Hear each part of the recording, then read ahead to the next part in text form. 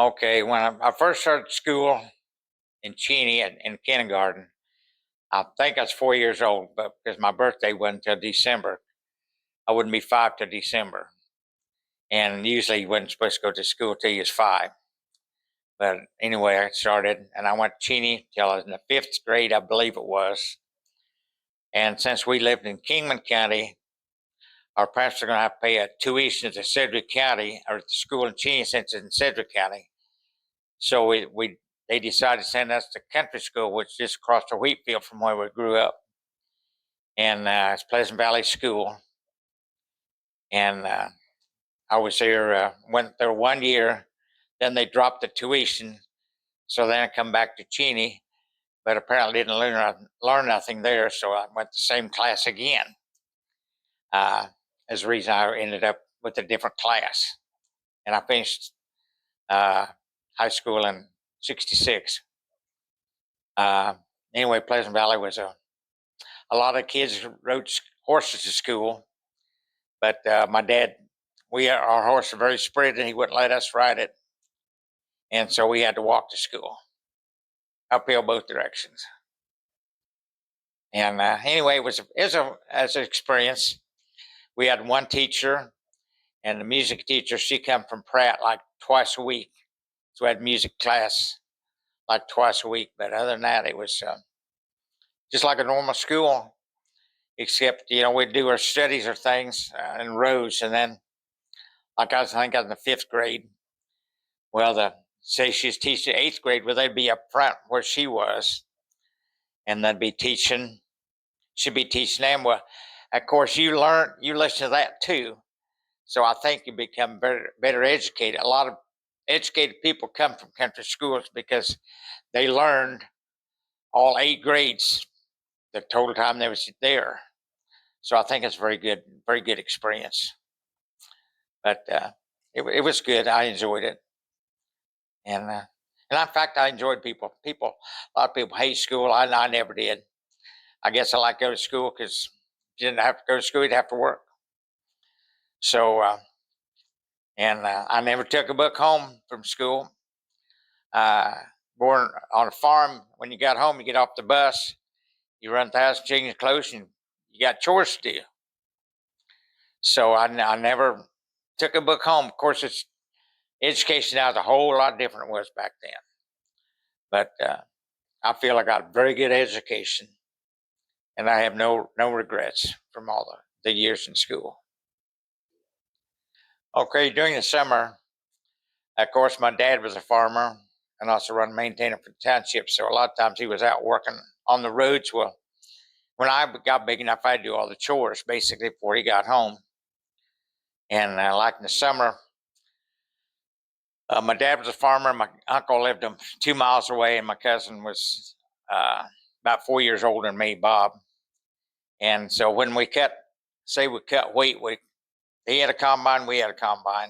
We both had trucks, and we'd always cut together, made it faster, and had more help. And back in those days, say the early '50s, that's when they had the big truck lines getting into the elevator. It took forever to dump. Well, my dad and cousin run the combines. My uncle and me, we drove the trucks. He'd drive town, take the load truck down, and wait in line all day long, go in the elevator. Well, I'd take the other loaded truck when it come to town. I'd meet him in line. When he got the empty truck, I'd take back the field and fill it up. And I got a restricted license at 13. If you're a farm, you get a restricted license at 13. But I remember hauling wheat to town like at least 1 year, maybe 2 years before that, hauling town 11 or 12 years old. You couldn't do that now, but we did it back then. And harvesting would last 3 weeks, maybe a month, it seemed like, because the combines were small and slow. You could walk as fast as they go. Now you'd have to run to keep up with them. They're 3 or 4 times bigger. And now harvests last 3 days. If you start on Saturday, by Wednesday, you're not going to find another field to cut. I mean, they're just so much faster. It's a whole different world. But then when it come down to it seemed like all summer we baled hay for my dads, my uncles, and we'd go to the Bollingers, Lawrence Bollingers, and Carl Bollingers, and then we'd always take the trailers around with us, and we'd bale all day and unload them all night in hay sheds, and then. But the best part of really when we worked together like that, middle afternoon, you've been working, and then you had dinner, and like we worked at my place when my mom did the cooking for everybody, and then if it was down my uncle's, where my aunt would do it, and vice versa, worked that way, and then the middle afternoon, about 4 or 5 o'clock, here come them. You'd work all afternoon again, so especially like baling hay or something, it's a lot of intensive physical work. Well, then we'd get a bologna sandwich and a big Pepsi bottle, a cold bottle of pop, and that really tied you over. It was. I still like it. Still, I remember those, and they were good. And still, a bologna sandwich tastes pretty good every once in a while. But that was. But we did everything together. Working cattle, we did the same thing too. And back in those days, it's a big operation. Well, then you get more people, but basically, there's just the four of us. My dad and uncle and me and my cousin. We did. That's enough to cover about everything we needed, except for like baling hay. Back then you needed a lot of help. You had one guy on the baler and one guy on the trailer. Usually one guy on the trailer, and somebody jockeyed the trailers back and forth. And one guy unloading the hay, and 2 or 3 guys in the barn, or maybe 3 or 4. It just depended on what you was cutting. But it was a lot of work back then. But it's not like that now.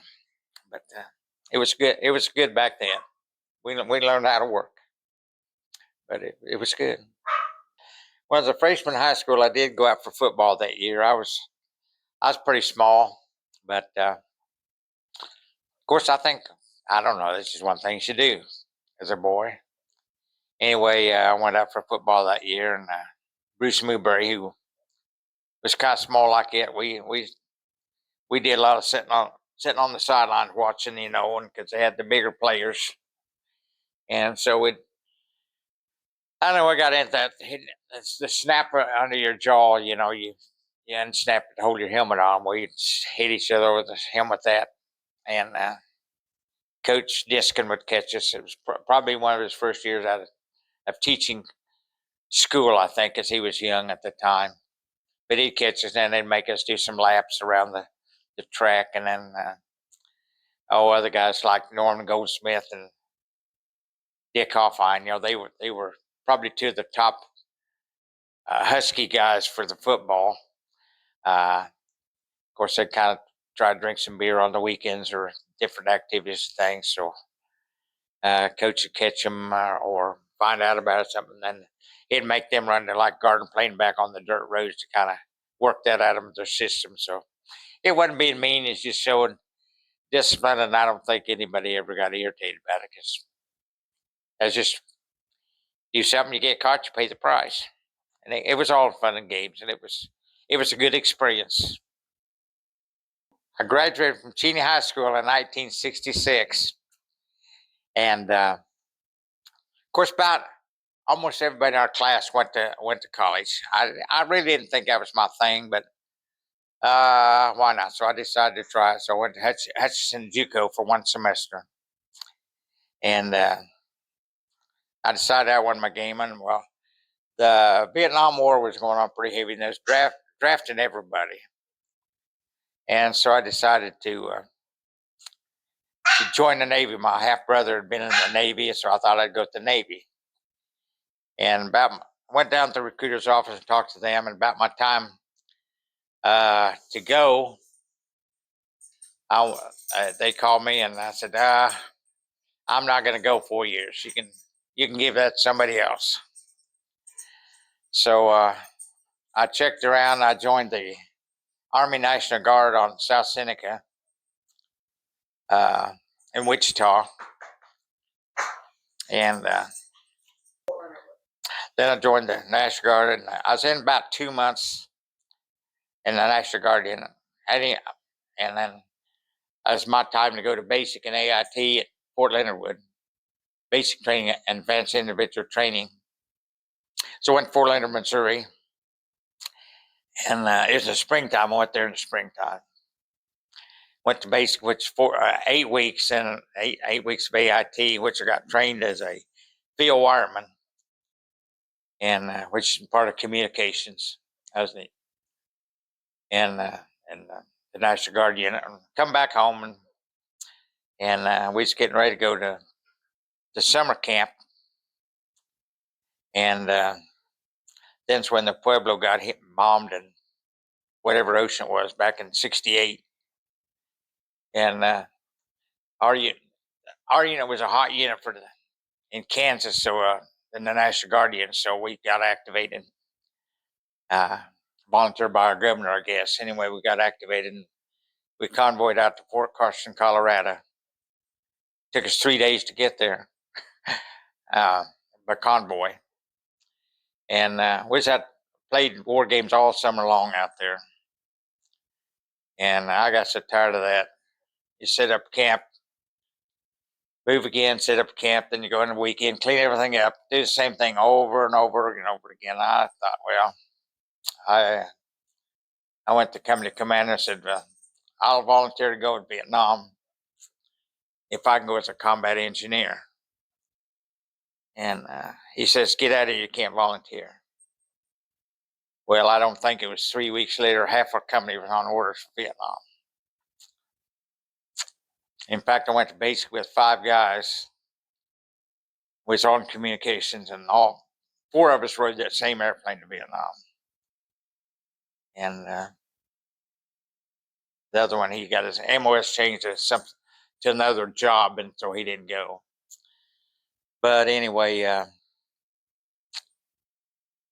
when I got my orders that night at Fort Carson, Colorado, they send you home for 30 days before going overseas. And that was the worst 30 days of my life. Everybody, of course, Cheney, it's about community. Everybody knows where you're going. Well, what can you say? But anyway, I was single at the time, so I did all my paperwork, got everything in order. And I think, as I recall, I think the folks gave me kind of a going away deal over at Pleasant Valley School. It was closed, but it's kind of a community center then. I think they had a going away for me. Anyway, I got on a plane out of Wichita to fly to California. I'd never been in an airplane before. But anyway, we flew to Denver, then flew on into California. I don't remember where it was now. But we was only there a couple of days. And then we got our orders for Vietnam, or had the paperwork and everything. They gave us, I don't know what they gave us. They really didn't give us nothing. But we left. It was a commercial airplane. It's TWA, back when TWA was in business. It was all military. They gave us rifles, but they didn't give us any ammunition. And then we had our jackets on when we left California. And when we got to Hawaii was our first stop. Got off the airplane because you got to get off for and refuel it. Oh, it was hot.